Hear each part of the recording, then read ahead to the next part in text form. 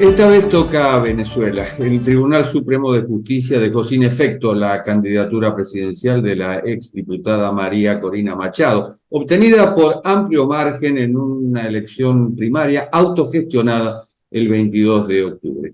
Machado resultó ganadora con más de 2 millones de votos emitidos tanto en el país como en el exterior, pero el Tribunal Supremo de Justicia admitió una denuncia por presunto fraude electoral que interpuso José Brito, diputado de la Asamblea Nacional elegida en 2020, y recordó que la candidata está inhabilitada por 15 años para ejercer cargos públicos, así como otros aspirantes que finalmente no participaron de la interna, como Enrique Capriles, Freddy Superlano.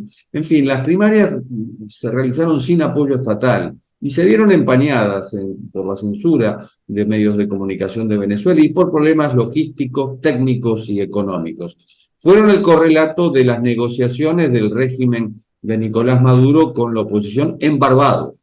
Un acuerdo con una vigencia de 6 meses, bajo la lupa de Estados Unidos, que se concretó a cambio de levantar algunas sanciones financieras impuestas en 2019 para ingresar fondos por la venta de petróleo, liberar presos políticos y establecer un calendario para las presidenciales del segundo semestre de 2024 con observación de la Unión Europea y actores internacionales. Piero Trapichone, politólogo y consultor en opinión pública, actualmente es el subdirector de la Fundación Centro Gumilia de Venezuela y coordinador de la red de centros sociales de los jesuitas en América Latina y el Caribe. Escribe sobre análisis político y democracia en el portal efectococuyo.com. Y la pregunta, Piero, es ¿y ahora qué? Sí, bueno, agradecido por esta oportunidad, Jorge. Bueno, ahora sigue un camino para nada descomplicado, aún habiéndose firmado el acuerdo de Barbados. Ha sido, digamos, los antecedentes que hemos tenido en materia de negociaciones y de intentos de negociación han sido bastante complicados, complejos. En esta oportunidad no estamos exentos de ello. De hecho, tú has relatado un buen contexto de lo que está ocurriendo en Venezuela. No obstante, tener este proceso de negociación unas características muy particulares, distintas a lo que fueron procesos anteriores. Pero en todo caso, para nada está el panorama claro. Hay muchas complicaciones, todavía hay mucha desconfianza entre los actores y eso lo estamos viendo en vivo y en directo. Con el capital político que obtuvo Machado en las primarias, ¿tendrá margen para dictar la estrategia de la oposición, cuyo reto sigue siendo mantener la unidad después de los liderazgos de Capriles, de Leopoldo López y de Juan Guaidó? Sí, yo creo que sí, Jorge, porque el evento del 22 ha generado o ha dado pie, mejor dicho, a todo un redimensionamiento del mundo de la oposición venezolana, que como bien sabes por tu agudeza en el seguimiento de la situación venezolana, era de carácter muy fragmentario, muy disperso, muy diluido, aunque tenemos una amplia y legítima mayoría social descontenta con el gobierno de Nicolás Maduro. Sin embargo, esta mayoría social está muy fragmentada por la desconexión que existía con el liderazgo político en el planeta opositor. Con este evento del 22, creo que se genera un redimensionamiento de esa oposición por dos razones. Una, Jorge, el nivel de participación en medio de un clima hostil institucional que buscó de mil maneras impedir ese evento en particular.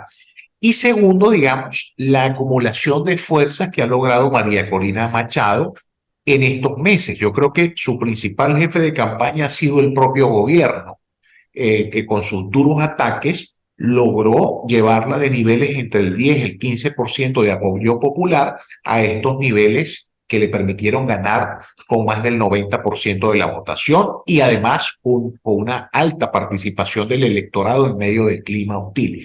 Entonces yo sí creo que ella, y por eso la reacción del gobierno el día lunes tratando de construir una posverdad, Jorge, porque el evento del 22 realmente superó con creces las expectativas que estaban planteadas al respecto.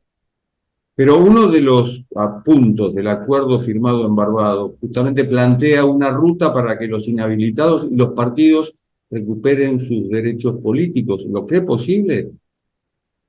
Bueno, es complicado, Jorge, porque tú sabes que una cosa son las declaraciones de voluntad, los intentos de acordar cosas, pero otra cosa es la realpolitik. La realpolitik, Jorge, es que el día lunes 23, en un tracking poll efectuado en todo el país, María Corina Machado, en un tracking poll con un escenario polarizado entre ella y Nicolás Maduro, María Corina Machado sacó un 74% de intención de voto frente a un 26% de intención de voto de Nicolás Maduro. Como verás, ese es un escenario de altísima incertidumbre de cara a perder el poder por parte de Nicolás Maduro. Entonces, evidentemente, se complica el espíritu del acuerdo de Barbados en tanto y cuanto en la realpolitik es un escenario demasiado arriesgado, en este caso para Nicolás Maduro. Juguemos con las hipótesis frente a la inhabilitación. Una, que Machado exija al pueblo defenderla en la calle y eso genere nuevos conflictos. Dos, que se sienta con derecho a elegir quién será el candidato unitario, esto con el peligro de que otros se nieguen. Y tres, que haya una fractura o que la oposición tenga que volver a elegir un candidato sustituto. ¿Alguna de estas hipótesis es posible? Mira, yo incorporaría una cuarta, Jorge, que sea la propia María Corina quien designe a un candidato de su plena confianza y obviamente consensuado con el resto de las fuerzas políticas opositoras en el país.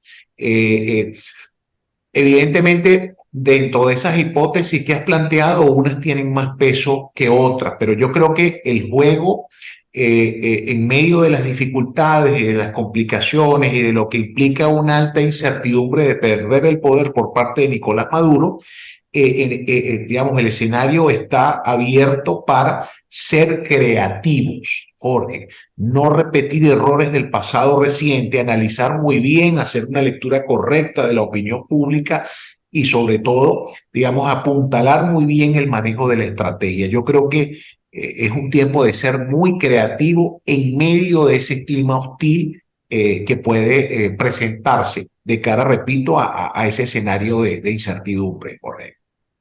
Los errores, Piero, vienen desde 2005 y desde 2005 la oposición se ha mostrado fragmentada, con candidatos peleándose entre sí. ¿Cree que ahora están dadas las condiciones para que haya una oposición unida frente a Maduro? Bueno, el evento del 22, Jorge, es una excelente catapulta y yo lo compararía en la historia reciente de Venezuela, Jorge, con las elecciones parlamentarias de 2015. ¿Te recuerdas? La que venció abiertamente la oposición venezolana, que lamentablemente después pues, se fragmentó y se cometieron muchísimos errores. Creo que hay una oportunidad, es decir, ¿qué momento estamos viviendo a partir del 22, Jorge? Hay un realineamiento entre esa amplia y legítima mayoría social con la dirección política del país. Es una oportunidad enorme y son esas oportunidades que no surgen todos los días. Claro, dependerá, Jorge, de la madurez del liderazgo, de la propia entereza de María Corina Machado y del resto de los factores políticos del planeta opositor, poder aprovechar ciertamente, en términos de realpolitik, esta oportunidad que ha brindado el 22 de octubre. ¿Qué papel juega Estados Unidos? Un vocero del Departamento de Estado dijo que tomarán medidas si Maduro y sus representantes no cumplen con los compromisos de la hoja de ruta trazada en Barbados.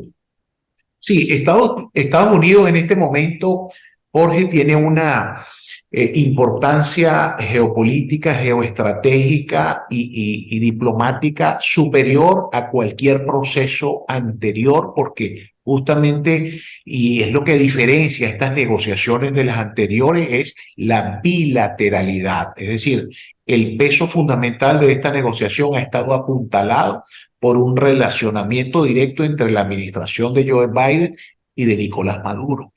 evidentemente Estados Unidos tiene en este momento un mayor peso en ese proceso de negociación, pero digamos, también tiene que cuidarse mucho de no parecer el que dicte o de manera predominante lleve adelante este proceso de acuerdo y este proceso de negociación, porque se puede correr el riesgo, digamos, de desencantar a otras partes y debilitar justamente el proceso en sí, Jorge.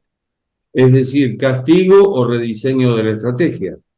Sí, sí, tiene que digamos, ir. A mí me parece que Gerardo Bley, representante de la plataforma unitaria, ha dado unas declaraciones excelentes para este tipo de procesos. Ha señalado, mira, yo no puedo ir a propósito de la decisión del Tribunal Supremo de Justicia contra las primarias, yo no puedo estar respondiendo públicamente a cada momento cualquier provocación o cualquier situación si no queremos destruir o implosionar el acuerdo de Barbados.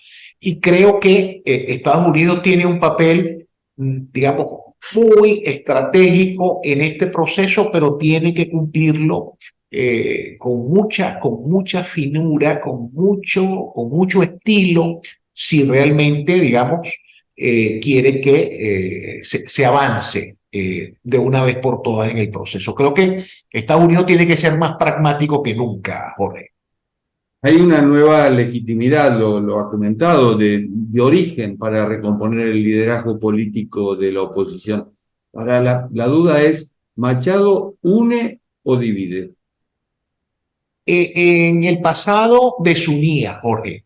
Con el evento del 22 creo que se ha ganado la legitimidad de la unión, el peso de la unión. Es decir, su victoria ha sido tan contundente, bueno, tú has visto las cifras superiores al 92%, una cosa verdaderamente impresionante, y eso le da ese peso, esa fuerza, esa fuerza proporcional en materia de opinión pública venezolana.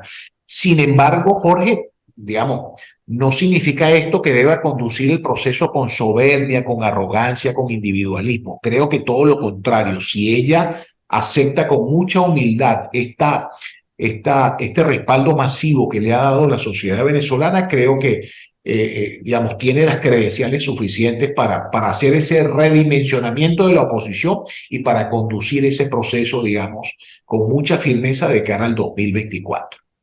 Ahora, igualmente, el fiscal Tarek William Saab abrió una investigación por la presunta comisión de delitos de usurpación de la función electoral, de identidad, además de legitimación de capitales y asociación para delinquir.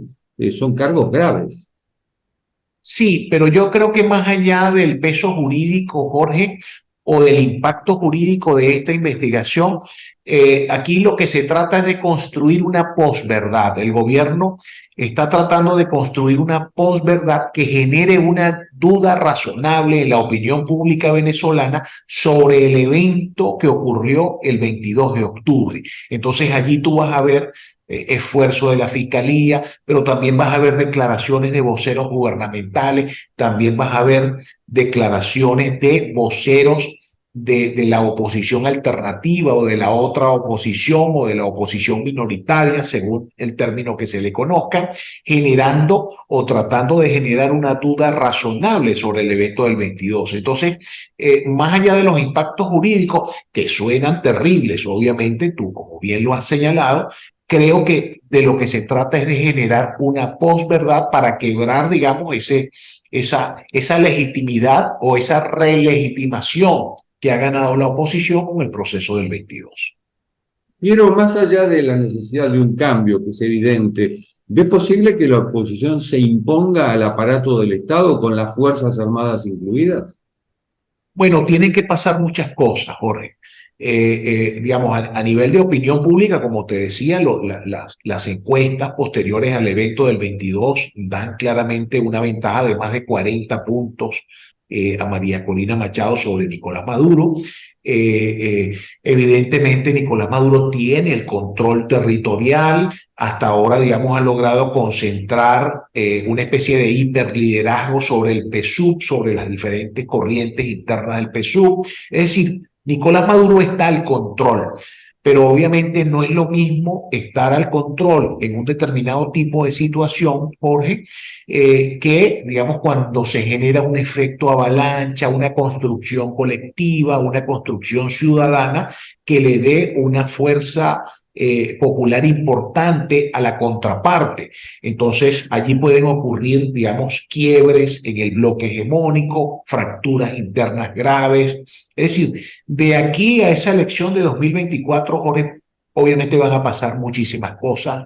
Digamos, de entrada te digo que evidentemente hay posibilidades siempre y cuando, repito, tú aglutines esa ecuación mayoría social con direccionalidad política. Creo que eso le puede dar mucha fuerza a cualquier proceso de transición que se aspire en Venezuela. ¿Y qué me dice del clientelismo político, es decir, de aquellos empleados públicos que temen perder el empleo si gana la oposición? Sí, excelente tu pregunta, Jorge. Mira, Nicolás Maduro desde hace algunos años se ha movido entre un 12 y un 25% de aceptación popular. Cuando ha, digamos, potenciado programas sociales, misiones, las llamadas misiones, él logra recuperar ciertos espacios perdidos, pero su techo se ha venido solidificando en torno a un 25-30%. Es muy difícil realmente poder romper esa solidificación de ese techo, sobre todo con un margen financiero demasiado estrecho, porque si bien es cierto que los acuerdos van a permitirle cierto margen financiero para potenciar el tema del clientelismo, no es lo suficientemente fuerte ni nada que se le parezca a la época de bonanza petrolera de 2010, 2011, 2012, 2008, y eso naturalmente va a incidir en que esa solidificación de su techo electoral se mantenga y no pueda él romperla. Ahora, otro escenario sería, Jorge, que el PSUV, que el chavismo se reinvente y opte por otra candidatura que tenga otras características. Ese escenario, obviamente, en este momento no está planteado. Piero, muchas gracias, un placer. Gracias a ti, Jorge. El placer fue mío. Y esto ha sido Cuarto de Hora, el programa del Canal TV. Nos reencontramos en la próxima. Chao.